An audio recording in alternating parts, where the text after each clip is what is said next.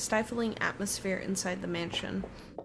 Ash's footsteps are quick behind me, the soles of his shoes thumping hard against the polished concrete in an awkward cadence as he rushes to catch up. He calls out once, twice. The mansion still looms in the background. Whispers calling me back, shadows beckoning.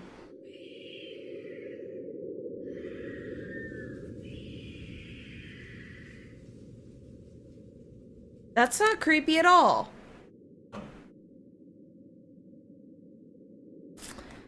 The text goes, help me. And I didn't even read it, and you could hear the background audio go, help me. I don't look back. We spend the ride back to Luxborn City in a relatively quiet manner, with only the radio's disjointed hum in the background filling the silence. Occasionally, Ash will reach out to fiddle with it until the signal settles or it's on a respectable volume, but otherwise he doesn't say anything. Neither do I. However, if the futile glances he's been sending my way is a sign, I know there's something he's been itching to ask since we left the mansion. I keep my eyes trained on the passing scenery outside, in the small hope that my feigned interest will dissuade him. Here. All of a sudden, he tosses something at me from a small compartment on his side. It hits me cleanly on the chin before I can move to catch it, a small package making a soft landing on my lap instead. Sorry. Smooth. The glare I send him wipes the smirk about from cleanly off his face. He clears his throat, focusing his eyes on the road again. I swear he did that on purpose. Ignoring him, I flip the half-forgotten package on my lap to check. I won't say no to free food, but why are you giving away cereal bars? Maybe he can. I always have one on my person, and you look like you're about to pass out back there. Have you eaten lunch yet? I don't even get a chance to deny it, because right on cue, my stomach rumbles loudly, and an empty, gnawing feeling in my belly becomes noticeable. No surprise there. I did skip breakfast and lunch so I could catch Becca while she was on break. I was hoping to get a small meal after. I guess with everything going on, I just forgot until Ash mentioned it. It's not like the hollow feeling's new to me, though. If anything, it's just one of those things I've gotten used to ignoring over the years growing up. Thanks. Then I tear open the package and start nibbling at the edge of the bar. Apart from an acknowledging nod, Ash doesn't say anything after the small exchange. For that, I'm thankful. After getting an earful from both Becca and Rose, it's nice to be able to sit down with just someone who's not going to nag at you. How'd the open house go? The usual. We got a bigger crowd than normal because of the property's fame, but really, no different from the typical open house. On second thought, it actually looks like a fancy party more than an open house. I've never felt so underdressed in my life. Weren't you there? I wasn't really listening. I should have asked someone to kick you out. No, you won't. And what makes you so sure? One, ever since you got assigned to this property, you've been freaking out about it. Rebecca's words, not mine. She's been complaining to me about how you talked your ears off, by the way. Two, despite your initial qualms about the place, you still took the job. Which brings us to three. It's been months since you last settled a deal, and you're short on money right now since you're back to your instant noodle diet. How do you even know about the last one? Rebecca. Anyhow, you're hellbent on selling the mansion. Even if someone you know personally is in the tour group, you aren't going to just kick them out. Every single person who went on your open house is still a prospective client to you. Even me. He's not entirely wrong. Oh man, I walked right into that one, didn't I? I hate you. I really hate you right now. His answer is a small laughter that kind of screams, I'm right, told you so. I hate it when he does that. I'll have you know that there's already someone who's extremely interested in this property. So even if you expressed any sort of interest in it, I don't think they'd be willing to let you have it. Too bad. Provided I didn't botch it with the rights. Ma'am Hana in particular didn't look too pleased with what I did. I owe Rose a big apology. I hope she likes free donuts. You don't seem too happy about it. I am happy. Doesn't this look like a happy face to you? No, that looks like either an O face or a constipated face. I haven't decided yet. Really? And here I was thinking you found another one stuffed in the sofa. Well, Or is it the wardrobe this time? he meant that as a joke, but how close is it to the truth made by my blood run cold, my own heartbeat, a heavy weight in my chest? All at once, the letter in my bag feels a whole lot heavier, burdened by my own guilt and apprehension. Yeah, well, things happened. Stuff the right couple might not be pleased about. No need to make a fuss about it. It's normal in the business. You made them angry? Not angry, just stuff happened. Like? Things. Did they do anything? Your clients, the rights, was it? I can't answer that. At least not without revealing everything that took place in the attic. What do you think, hon? Change the subject or lie to him? Matt? I don't know. Lying to him. About what happened?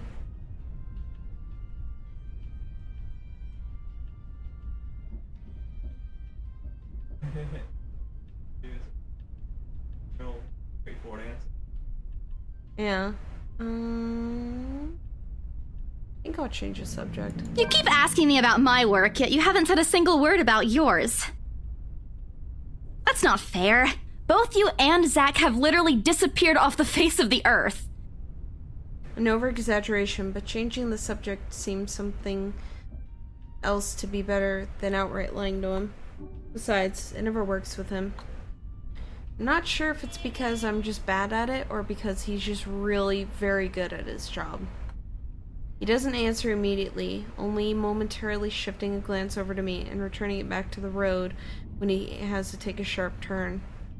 Outside, the sun has already started its descent, casting a vibrant orange glow on the tall buildings. Wonder how long before we reach the venue for Zach's film. Checking the street signs outside, it appears Ash has already taken the longer route. Odd, but he's probably trying to avoid the rush hour traffic. Didn't we just talk a week ago over chat?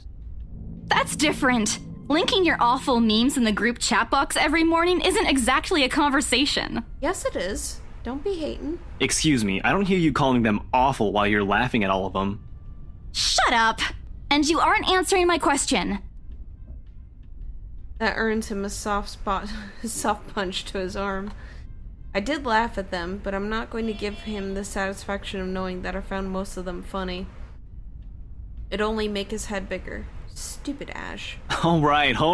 Lay off on the abuse. Remember that case I mentioned before?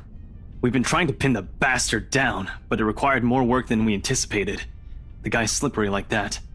We got some good lead months ago. He recounts what he's been doing in the time we haven't seen each other.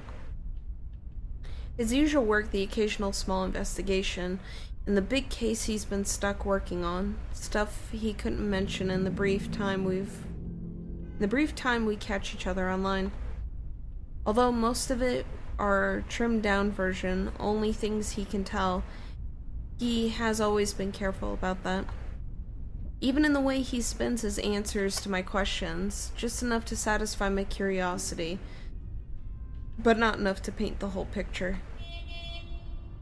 At one point, his voice takes on a strained tone when he mentions something about the big case, but I don't dwell on it much. That's normal, right? I mean, who wouldn't be frustrated if you can't bring someone you're chasing to justice because it keeps slipping out of your fingers? If I were in his shoes, I'd definitely lose my mind. His stories never cease to be entertaining to me, regardless. If things weren't the way they were back home, maybe I could have considered taking on the same job as him? Well, no, not really. Mama would never allow that. But the idea is still there, along with the countless others I've let go. Time passes quickly between us in this manner, and before I know it, we're already at the movie house. A small crowd has already formed in front of the theater when Ash and I arrive. The Lift Fest, short for Luxborn Independent Film and Theater Festival, attracts a bigger crowd annually, and this year is no different. I've been to a few indie film screenings with Zach, so I'm not an expert in the matter. But I know that for people hoping to make a break in the industry, getting your film recognized by a local event like this is a pretty big deal. Especially for a newcomer like Zach. He hasn't even won an award, but just getting a confirmation letter that the festival committee wants to include his movie in this year's lineup already put a grin on his face for weeks. Speaking of the guy, he's impossible to miss. At 6 feet, he appears to loom over most of the moviegoers, and with his large build and heavy voice, there's no surprise when people give him a wide berth as they pass by. It's often easy to mistake him for someone intimidating at first glance. I did back when I didn't know any better. Ash did too, I heard. Once early in their friendship. Oh, there's Zach! Holy fuck, he's tall. Hey, you guys! Long time no see! Zach's face lights up with a smile of his own. He moves towards us, taking careful steps, a significant effort to make himself smaller so as not to bump or accidentally hit anyone. Typical Zach. As he nears, Ash casually raises his hand in greeting and... Sup, Z-Man! My main man! What's crack-a-lackin', my homie? Oh my god. 90s catchphrases everywhere. The awkwardness that descends within the immediate vicinity of our small group is palpable enough. Somewhere to our left, a girl giggles, and only then do I become aware of my mouth hanging open. I'm almost amazed how Ash can say that out loud with a straight face. Almost. Considering his track record, I should be used to it by now. Zach seems to be. Yo, stop trying to act black, Ashton. And you're the only one who calls me Z-Man. There's fondness underneath his exasperated tone. If this were any other person, he'd likely be offended. But years of friendship and familiarity have made those words harmless to the other's ears. Or at least, enough for both to take it in stride. It's been a while, Zach. I hope you didn't get into trouble again. Not much to get into trouble lately without you, I'm afraid. I'll let you know if something comes up, though. Nah, I ended up with chicken down stuck on me last time I agreed. I'd really love at least this year to pass without some sort of accident happening again. Hey, I take offense to that. It wasn't that bad. You really have no idea. A beat passes and then Zach laughs. Hey, I'm kidding! You know you can always count on me. It's a story only the two of them are privy to. Every now and then, Ash will enlist Zach's help on something. Becca and I have never really found out what the real deal is with those adventures, as Ash calls it, and both aren't willing to tell due to some unspoken agreement. She insists that if it's Ash, it's likely not something illegal or life-threatening. I tend to believe her on that. Sometimes. Ah, well, boys will be boys, I guess.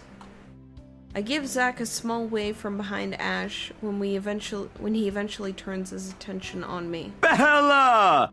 Huh? Rebecca's not with you. Is she still sick? A bit. But she's up and went to work this morning.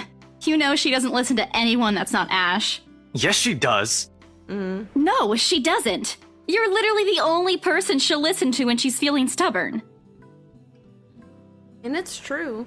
They've known each other far longer than any of us in this group. Childhood friends and all. But don't worry, Zach. She's probably on her way here now. She promised she wouldn't miss your movie. Isabella! Oh, thank goodness! Speak of the devil. Without warning, a hand grabs me by my shoulder and she turns me Becca! around. You're just in time! I have to lean back a little with the way her face is almost invading my personal space.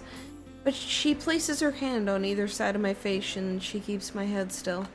She stares at me intently, concern filling her eyes. Becca, you're squishing my face. How are you? Are you alright? Why wouldn't I be? Rose called me earlier. Ooh. Those 4 words tell me all I need to know. Since I don't have my family living close by, and the only other relative I have works on the far side of the country, I gave my company Becca's contact number in case of an emergency. Should have known Rose would call her. I push Becca's hands away from my face. Although she lets go, her eyebrows remain drawn together. Oh, no, everything's good. Rose covered for me at work today. That's not what I'm talking about. How's your head? Besides me, Ash snickers.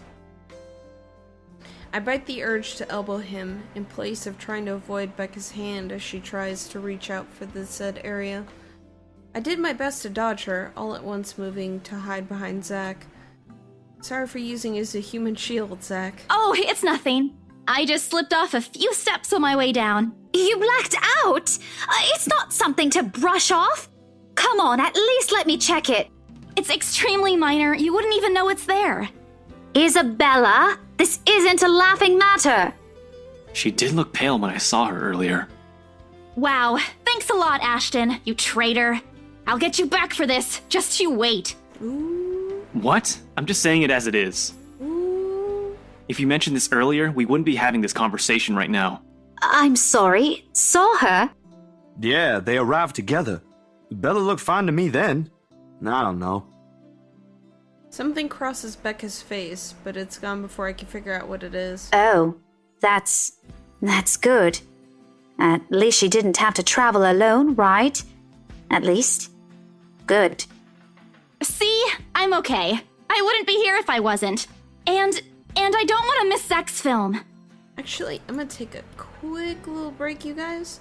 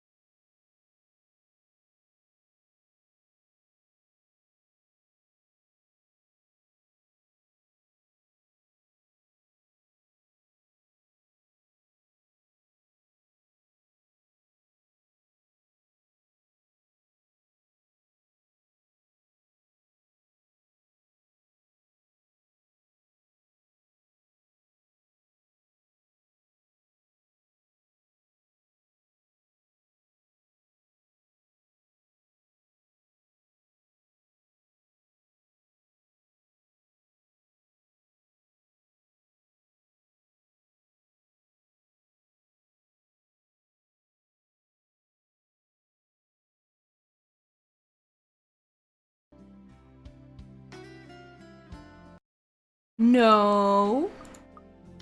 Alright, we're back. We can always watch it some other time. I don't think so, because why would you put a priority on seeing it, like, today? Sorry, Zachary. No, it's good. But you guys should really keep it down. We're starting to attract some attention. It's the premiere. The premiere's different. Right, Zach? I shoot him a pleading look. Zach's a sensible guy. He'll understand. Please understand. Not really. Sorry. But Rebecca has a point. In the end, I think it's your call. Oh, for heaven's sake! Please, Becca. I really don't want to miss it. You're not missing it. We're just moving it on a different day so we can have a medical professional take a look at you. Look, you guys. Ash's loud sigh unexpectedly cuts through the conversation. He's pinching the badge of his nose, or the bridge of his nose. I don't know why I read that as badge. As he speaks, something he usually does when he's getting impatient. If she says she's okay, then there's nothing we can do about it. It's not like we can stop her either. Besides, she's still acting like the same old Isabella to me, if she can still run around like that. Why are you taking her side? I'm not. But if she wants to watch Zach's movie with us, I'm not going to stop her. She's probably the one looking forward to it the most. Ash, that's... You, of all people, should know... Tell you what, if I notice something amiss with her, I'll take her to the nearest hospital myself. Is that good enough for you? I already know the answer before Becca voices it out.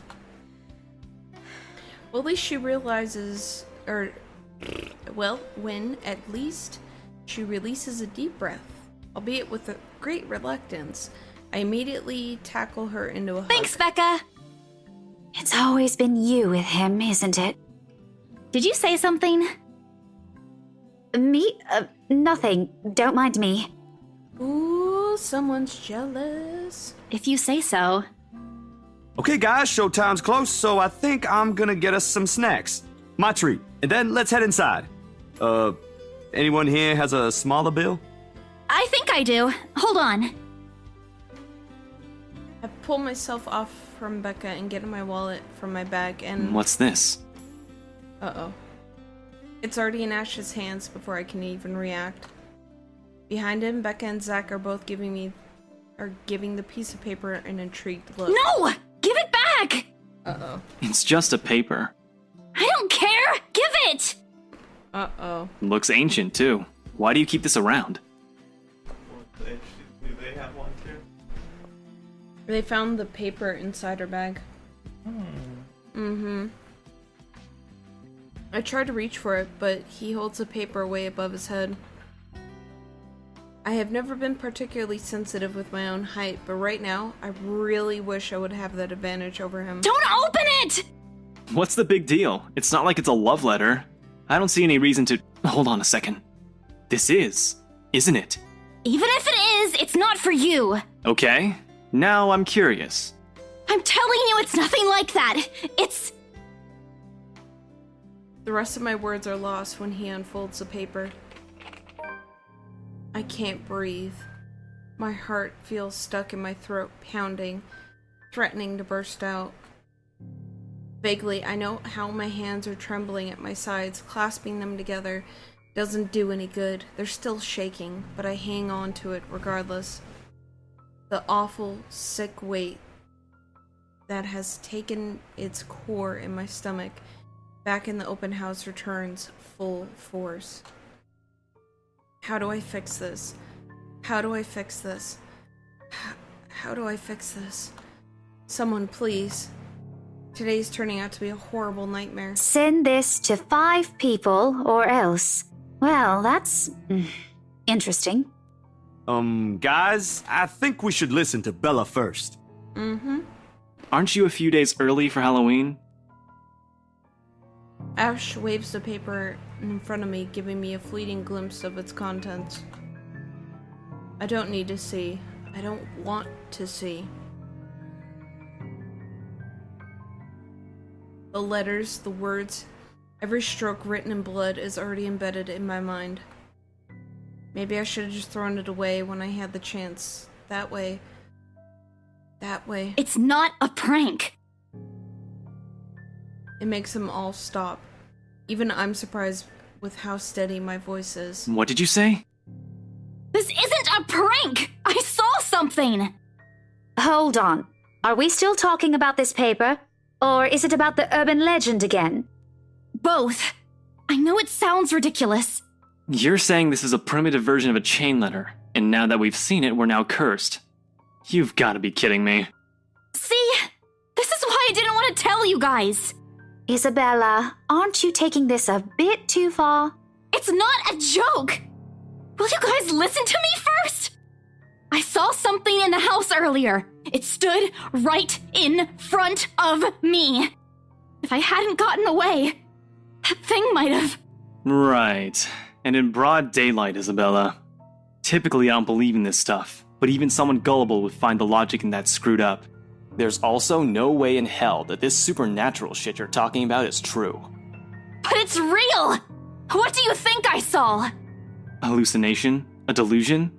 Didn't you say you fell down some stairs? So maybe Rebecca's right. It happened after, when I was trying to get away.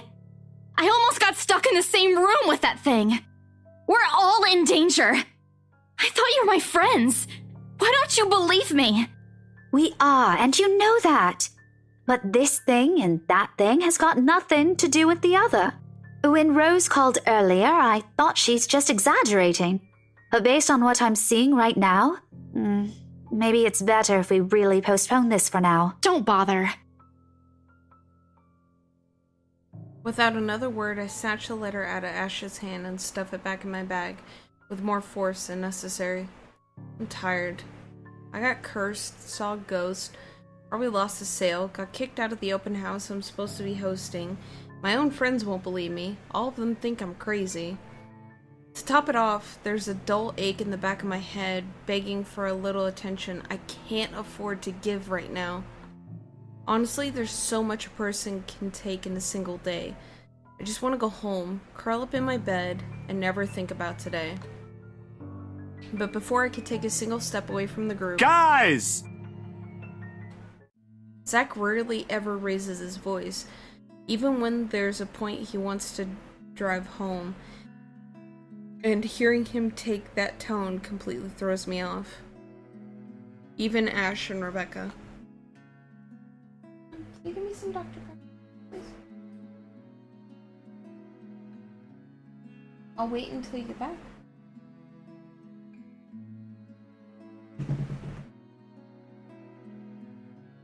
Yeah, this game is really good. I think it does a really nice perspective on things. I'm serious. Plus, I wanted to see some of the other stuff in the menus right quick.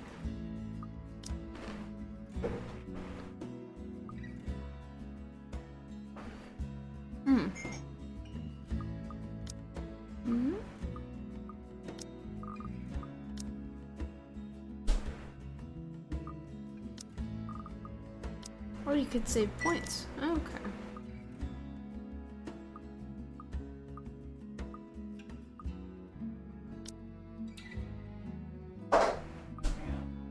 Oh, no, I don't want to see that yet.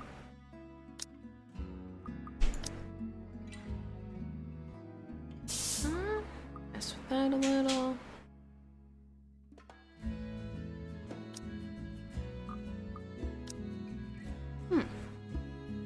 Interesting.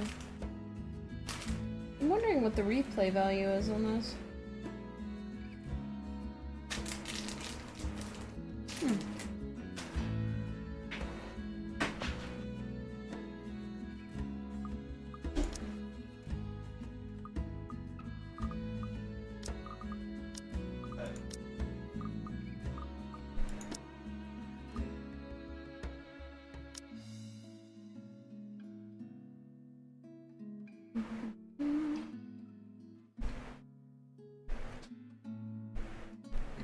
Thank you, ma'am. So this is what the note pretty much says right here. Just says help me, help me, help me. Yeah, and then it says send to 5 people or else. Or else what? Why don't we all calm down first? I'm sure Isabella has her reasons too. No need to be hard on her. They lose their mind like you. Mm-hmm. And hey, ain't this supposed to be a happy get-together? We haven't seen each other for months. I'd really love to know what y'all have been up to. I only ever get to talk to Bella over chat. Please. He has a point. Ash, for all his attempts to look cool and distant, he's also been looking forward to this. He even took the time to call this morning for a reminder. He never does that. Becca, too. I'm pretty sure that's another reason why she pulled out of bed today. Yet, despite Zach's attempts to lighten things up, or Ash and Becca's whatever gestures, the tightness in my chest remains. I should have just kept it to myself, at least went with the idea that it's a prank. If I did, things might not have turned out the way they did. No sour mood, no bad vibes. Careless. So careless. Maybe leaving is a better decision for all of us.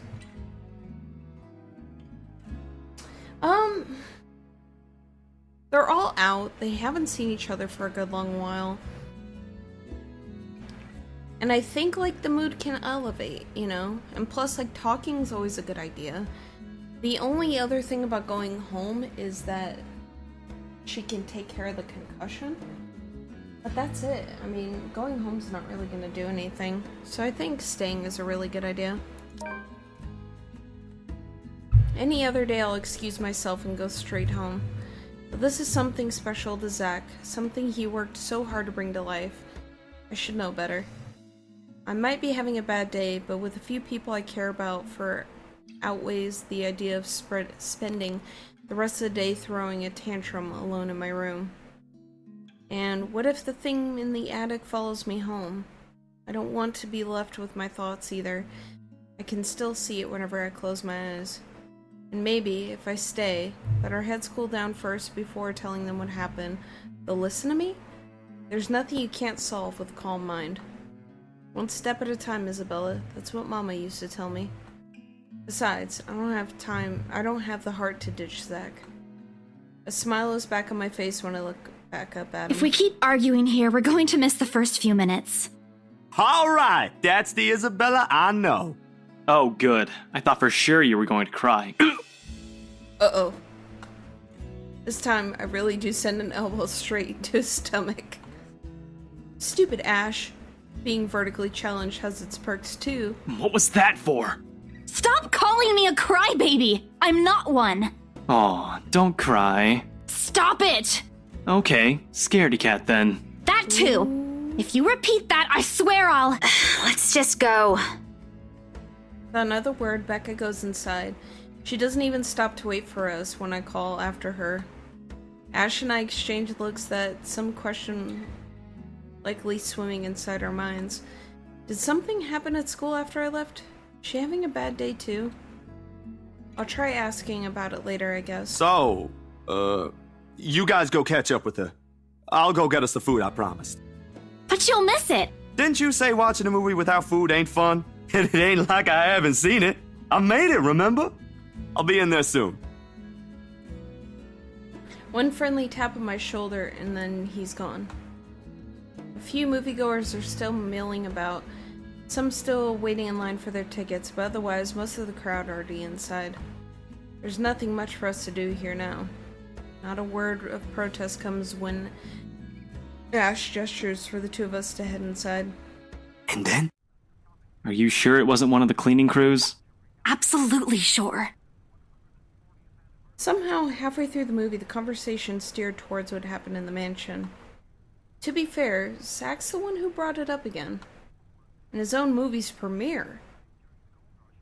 Now the film's just serving as background noise while we're speaking in hushed tones, careful not to disturb anyone in this small hall.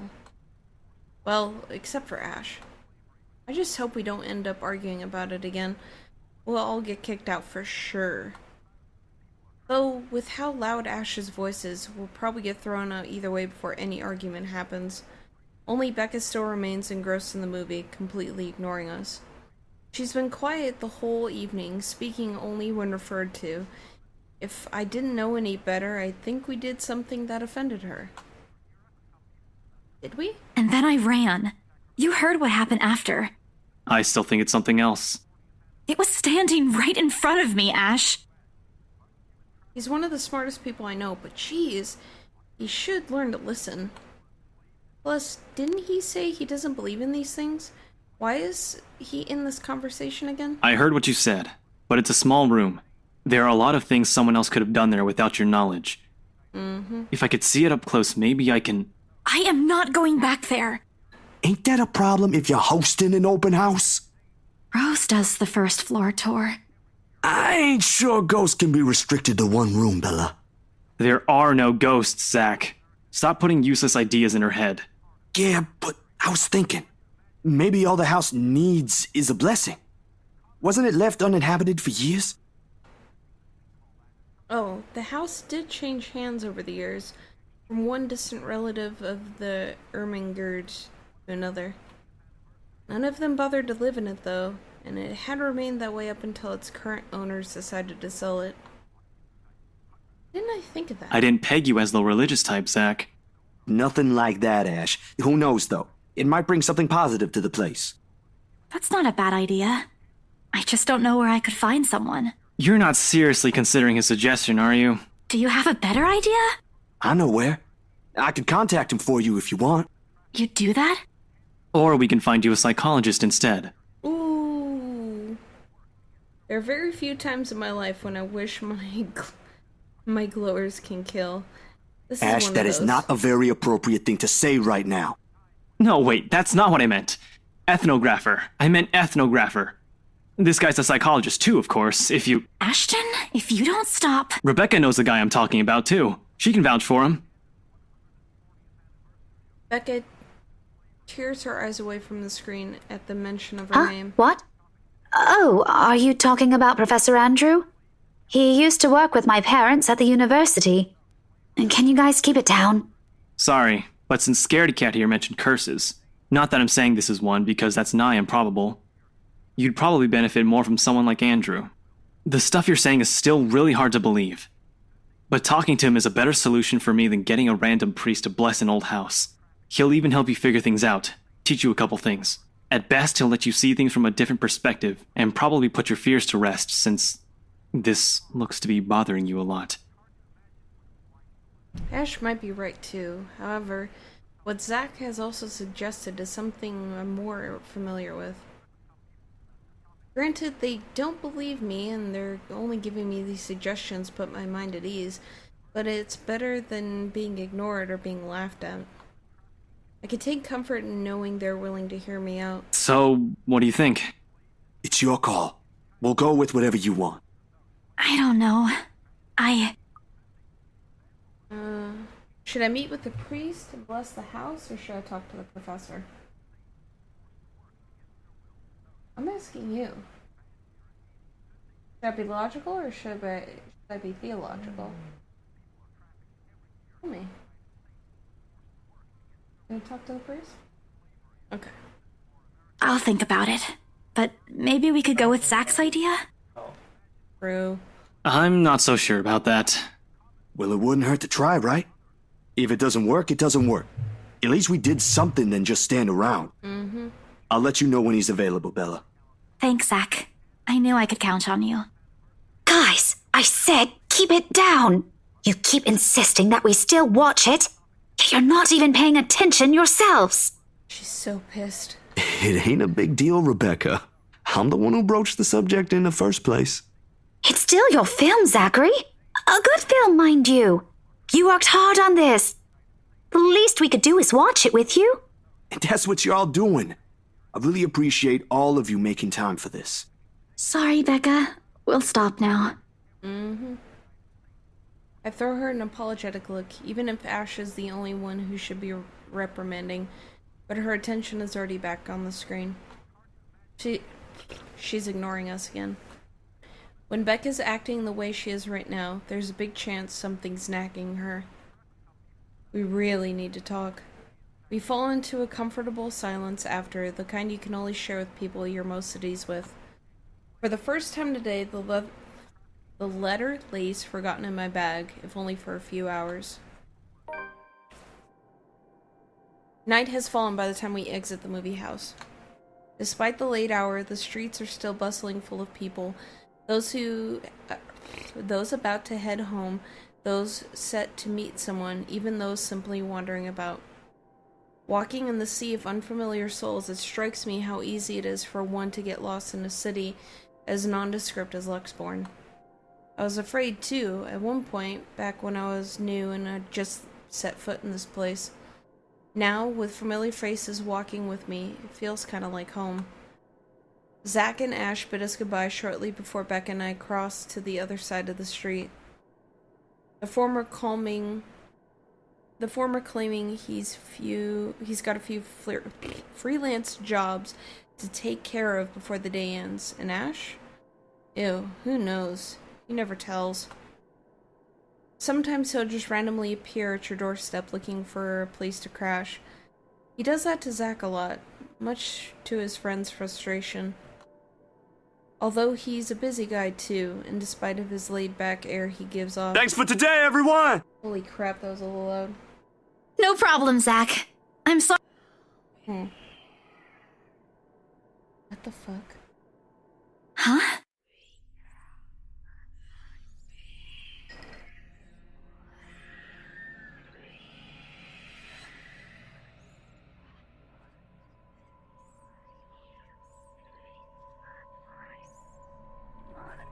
The sensation.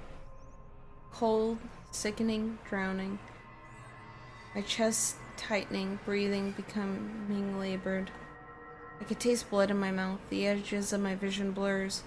In the distance, amidst the nameless people going about their lives, a voice reaches out to me.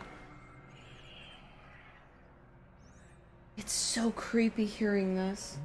I'm serious. Pleading, even as I clench my eyes tight to clasp my hands over my ears. Whispering and whispering and whispering. Calling out. Help me, please. No, not me. Help me. Somebody. Isabella? Earth to Isabella? At her voice, the whole world suddenly snaps back into place, the murmur's gone. When I open my eyes, Becca raises an eyebrow at me in question. Weren't you listening? Are you coming with me? Oh, yeah. Just... okay. Sorry, I spaced out. You always do that. I follow her without complaint, but not before sneaking a glance to the far end of the street, where the voice came from, where another set of eyes might be peering at me. Nothing. There's only Zach and Ash, watching over us as we head back to where Becca parked our ride home.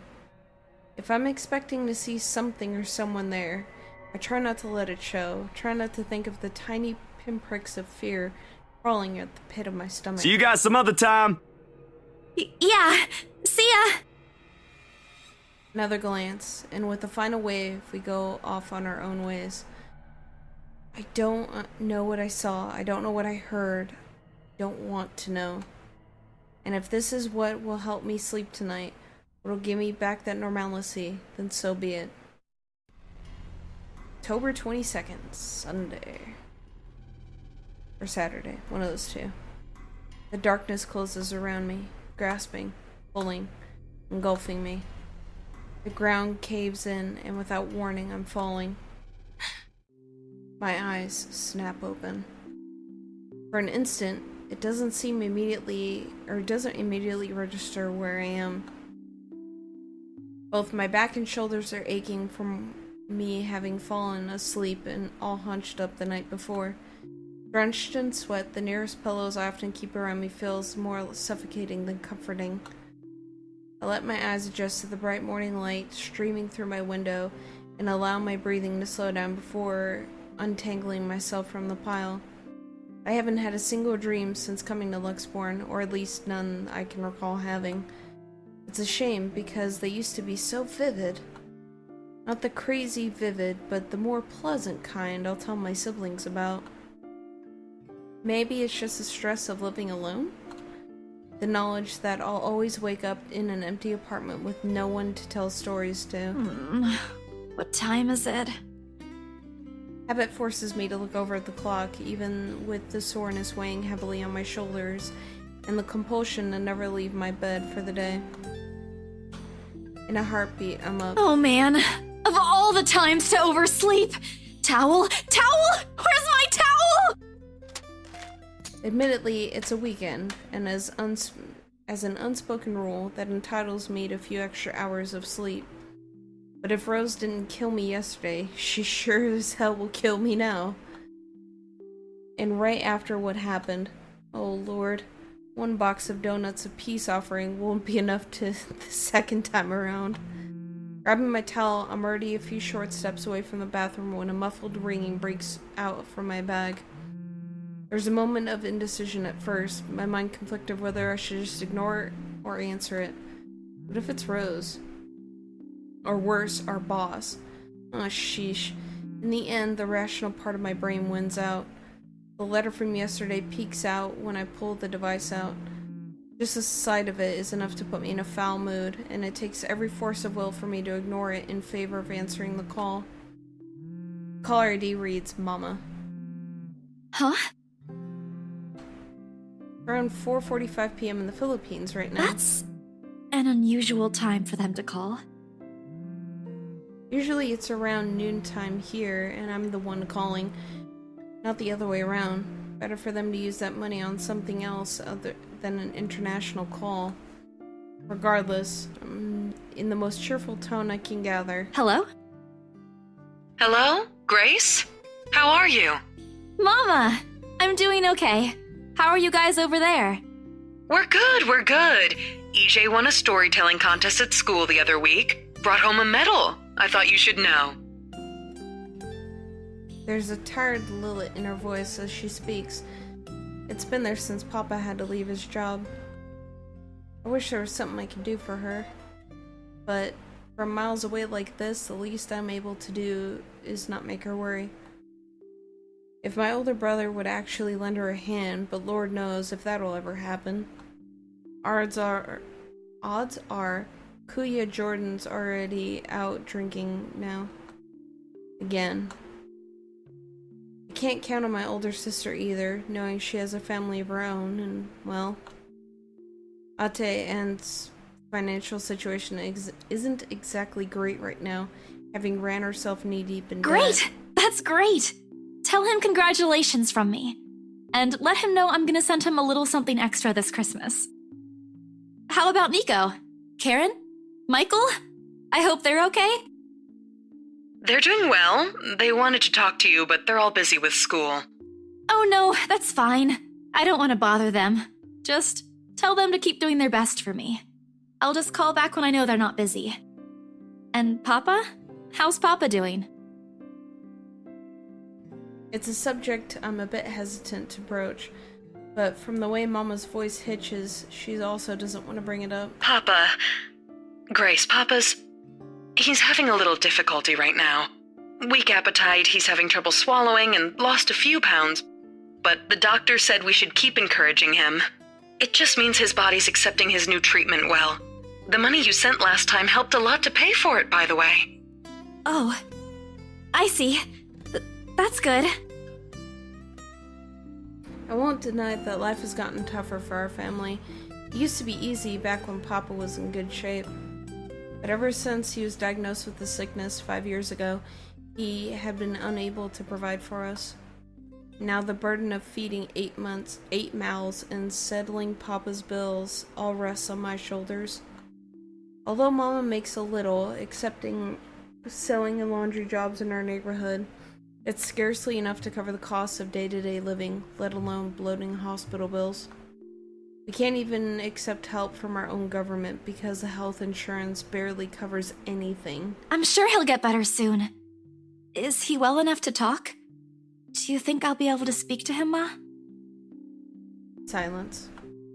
I think the call got cut until... Listen, Grace. Maybe it's better if we transfer Papa to a different hospital. Somewhere cheaper? What? Why? Did something happen? Is it the deposit issue again? Give me the hospital's number. I'll talk to them. No, it's nothing bad. The service here is good. Too good. Even the doctors. But I'm worried you're working yourself to the ground because of it. Mama, we've been through this before. I want the best for Papa. And don't worry about the bills or the medicine, or me for that matter. I can handle myself. Everything's going well here. In fact, we're about to close a large sale. Hopefully. If not, then I'll find another way. She doesn't need to know that. Sorry, Mama. You taught me not to lie. Yet look what I'm doing. I'll have money to send over soon to cover the rest of Papa's treatment. And there's more than enough for Karen, Nico, Michael, and EJ's school tuition for the next semester, too. Thank you so much, dear. I appreciate it. We all do. But I just wish you'd come home to us soon. Ilan Ka'ui. When are you coming home? EJ, the youngest, used to be the sole person asking me that. How do you respond to a question you don't have a definite answer to? 5 years later, and I still can't give them a straight one. I smile, though Mama can't see it. I fight to keep my lips from quivering, my voice from shaking. She's got enough on her plate as it is. No need to weigh her down with unnecessary concerns. Promise me you'll be there to welcome me when I do, okay? Of course. I'm sorry, Grace. I need to take this for a while. There's a small commotion on the other end. The sound of gates opening, the voice of a child, EJ, talking excitedly about his day at school, the tapping of feet on the floorboard as he runs. It's been years since I went home, but I can still picture the whole scene in my mind. How tall is he now? Are the neighborhood kids bullying him now that I'm not around? Did Mama rearrange her furniture in the living room again? What are they having for dinner today? This is really, relatable and, oh my god. This is so emotional. I miss them. I miss them so much. It's okay, Ma. I need to go too. I've got work today. I'll call again soon, alright? On a Saturday? Oh, never mind. Take care of yourself, dear. I love you. I love you. Bye. It ends with a soft click, leaving half-truths and empty promises hanging in the air. Oh my god, this is so emotional. Closing my eyes for a moment, I take a deep breath and shake away from my head the thoughts beginning to swim inside. It's so pointless to mull over these things right now. Okay, Isabella. Time to get that mansion sold. Unfortunately, before I can take a single step away from my phone, it rings again. No doubt Mama forgot to say something. Mama? Did you forget anything? Excuse you? I'm too young to be your mom. Are you still sleeping? Hold on, never mind that. Get yourself in the office. Hurry! Office? What about the open house? Oh no. Is it Sir John? Did he hear about yesterday? Am I in trouble? Oh god, oh god, oh god! I'm gonna get yelled at, aren't I? What do I do? I'll buy you an extra box of donuts if... No, it's nothing like that. Will you calm down? Get yourself here, alright? I'll tell you everything then. There's a telltale din of several feet shuffling against the wooden flooring, and an indistinct yelling in the background before Rose cuts the connection. That isn't any way comforting. But it's enough reason for me to hastily discard my phone to my bed and finish my shower in record time. I make it to the office within 20 minutes of leaving my apartment, completely disheveled and out of breath. A feat, if I take into account my usual travel time. Routine clamor common to Briar Reality Corporation's Luxborn office greets me as soon as my foot crosses the threshold.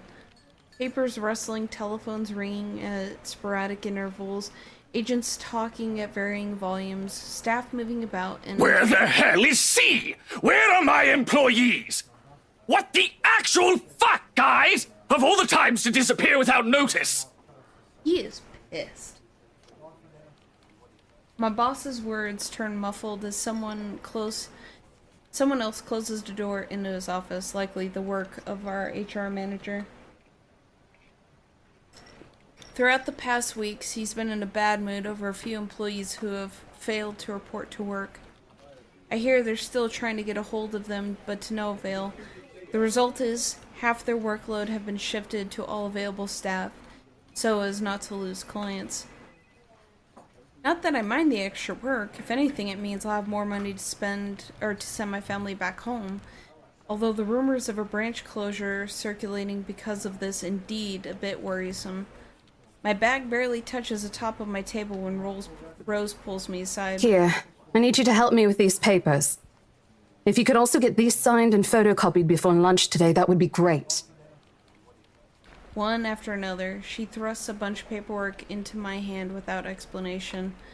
The page flutters away from the top of my pile, and I lean down to pick it up, my eyes scanning the top of the page as I straighten.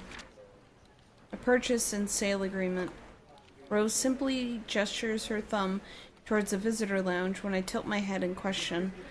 There, seated on the sofa, looking completely out of place in the humbly decorated room, and the same couple from the day before. The Wrights. Something bubbles up in my throat. Their presence in the office can only mean one thing. They're buying it? We got a deal? She swats at my hand, tugging her sleeve, although her eyes are alight with something akin to joy. She wants the sale to happen as much as I do, and now that it's here, the deal needs to be closed, yet documents need to be signed still, and the elation is there, along with the foreboding feeling I can't quite pinpoint. I had to do a little damage control, but they're already interested in acquiring the property, even before they attended the open house. I mean, isn't it obvious? They already hired an interior designer. I've never seen a buyer as aggressive as Madame Wright. She didn't even try to negotiate a lower rate. One at a time, Rose. I can't process everything you're saying at once. What do you mean? They're paying 15% higher than the listing price, as long as we get the paperwork done as soon as possible. I think if we allow it, they'll be paying up front, too. Even with that urban legend? Rose nods. Oh, I was so sure we lost the sale after yesterday. Don't look so surprised. We still have to conduct some last few checks before we completely hand it over to them. Please. I'll happily do the paperwork duty, Rose. I'll even go to the land registry myself and make sure the property changes hands with every single legal blessing. Do they even have better things to spend money on? I'd haggle it down to the lowest possible price if I were in their place, especially with the stories attached to it. Not that my opinion matters one bit here.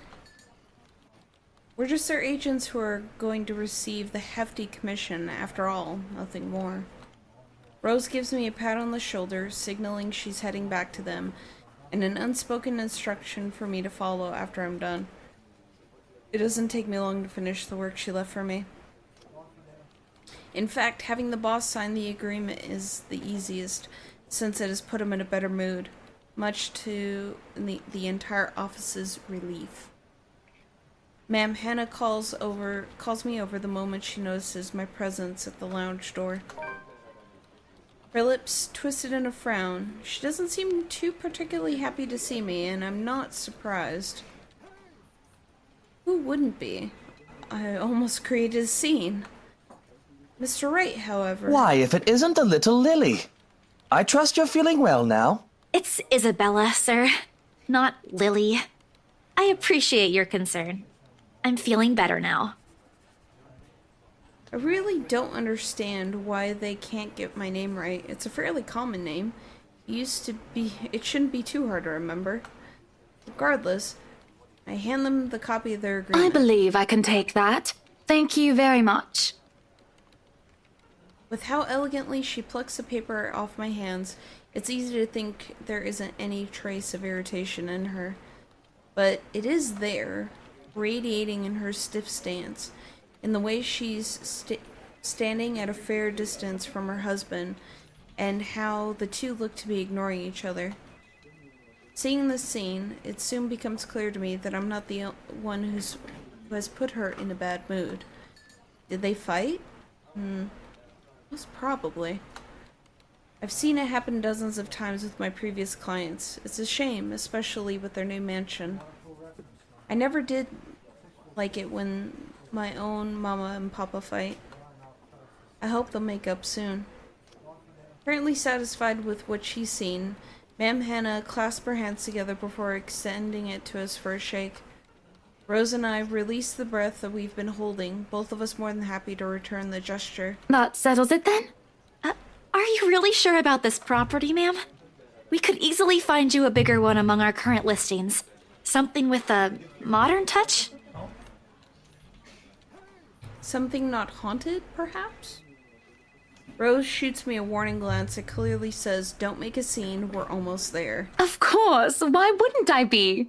The house is absolutely perfect, isn't it, darling? A helipad would still be a nice addition. Yes, well, we'll get there eventually, love. As I was saying, if your partner had the documents yesterday, we would have bought it right there immediately. Shame she didn't have it. Well, there's still a few necessary documents we need you to sign after, but we'll let you know once we have those finalized. We'll be handling the process for the rest, so don't worry about it, ma'am. Within a week, I hope. We still have a housewarming party to plan, after all. You know how much thought should be put into those things. There are servants for that, darling. Love, servants or not, you're going to make people listen to your input nonetheless. No more than a week, ma'am. Barring unexpected delay, of course. You can leave it to us. Excellent. Well then, I'll leave you two to it. It's been a pleasure doing business with you. Oh, and before we forget... She discreetly folds something into both our hands and winks, a finger raised to her lips, demanding our silence. What happened the day before was quite unfortunate, but you did get us what we wanted in the end. That, at the very least, is commendable. But this is... Ma'am, I can't accept this. Don't you worry, darling. It's a small thing coming from us. Consider this your bonus for a job well done.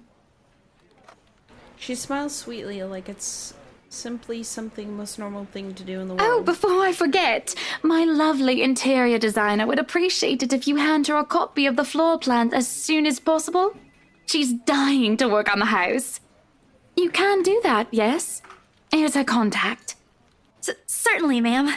We'll have it processed as soon as possible. I knew I could count on you, lovelies. I hope to see you two soon so we can get this closed. Just like that, transaction over and done with. My mind's still reeling even after they left. Other agents will kill to have clients like them. Part of me feels lucky about the fact. No lengthy negotiations, no sudden change of minds.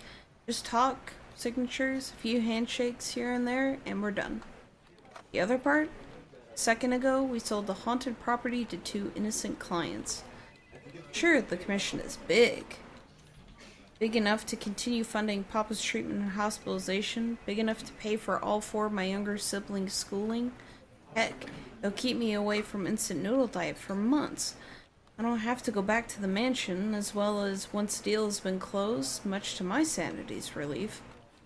But knowing something's in there, and we have to give it to the good people despite that? Oh, Isabella, the things you do to sell a house and get money. Papa wouldn't be happy with that.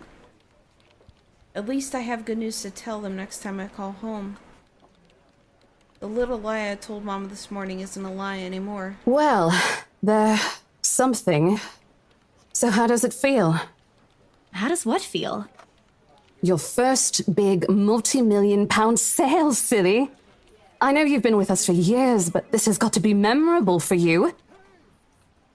Memorable is an understatement, Rose. Come on, show some enthusiasm. They gave us a bonus, too, aside from the commission and the other bonus boss promised. What are you going to do with it? I don't know. Send it home, probably? All of it? Not everything, of course. Most of it. I'll leave some for my living expenses. Listen here, Isabella. I'll teach you something I should have told you before we ended your training. She slings an arm over my shoulders and leans in closer to my ear, as though she's about to share a big secret. It's okay to celebrate from time to time. I don't get it. It's simple. Go out, do something for yourself. Throw a party and treat your friends to free food. Didn't you say the last one's some sort of tradition back at home for you?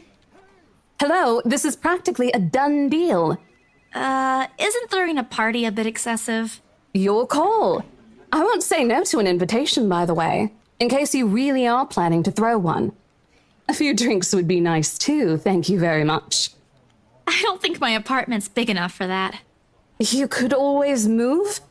Bloody hell, you're working in real estate. I think I'll pass. That's too much of an unnecessary expense for me. But I did promise Becca free lunch in case the sale goes well. You go do that. Hold on a sec. Quickly removes herself from me to answer the phone on her desk. Her tone shifts from playful and professional in the span of a few seconds. Today? Not a problem, ma'am. I could bring you a copy of the contract if... Must be another client. Nothing surprising here. She's one of BRC's top agents, regardless of how modest she appears. A saleswoman through and through. I, on the other hand, have very little knack for it. Of course, I learned, eventually I had to, but someone else will without a doubt do a better job. Once, though, in a drunken stupor, Rose told me the story of what could have been. Years ago, wide-eyed, young, and brimming with yet-to-be-fulfilled dreams and ambitions, she was a term or two away from a nursing degree. Out of curiosity, I never pressed the matter further. But perhaps it is where the sense of fondness started. A small connection due to one similar experience in our respective lives, of goals we both let pass us by and because of circumstances we were in. I'd be happy to discuss this over tea, ma'am. All right, I'll be there. Thank you. New client? Reassigned. Have you heard from Mark at all? Not since the first visit to the mansion. Why? No news from the HR yet? None at all. Boss thinks he ran away. I doubt it, though. He's too much of a wimp for that. There must be another reason. Who knows? Anyway, I've got to meet this one. I'll see you later. She throws a casual wave over her shoulder as she rushes out of the office. The lunchtime bell sounds shortly after, followed by the chatter of fellow agents also heading out for a much-needed break. Ordinarily, there's no need for me to go out, but oversleeping didn't allow me the luxury of packing my own lunch. If anyone can consider taking an instant noodle cup from my pantry, packing your lunch. Time to make good on that promise I made to Becca, I suppose. Maybe invite Zach and Ash too? In the end, only Becca and Zach could come. Ash, on the other hand, couldn't be reached. All my calls went straight to his voicemail. He's at it again. Right here today, gone the next day. Oh well, his loss. We agreed to meet at a nearby cafe. The same one I usually frequent with Becca because it's cheap and they give away free bread around closing time. Never saying no to free stuff. Quaint, a little old-fashioned, though looks a wee bit out of place amidst the city's tall buildings, but we love it all the same. Much like the small building's facade, the interior carries an acquainted charm to it. Vintage art pieces and a row of shelves boasting an extensive collection of books cover the walls. It would have been nice to hang out here for a few hours on end, but even on a weekend the place is still packed with people. Thankfully, Becca and Zach have already found seats and is engaged in some casual chatter when I arrive. It's strange seeing the two of them without Ash accompanying each other. They've never been particularly close.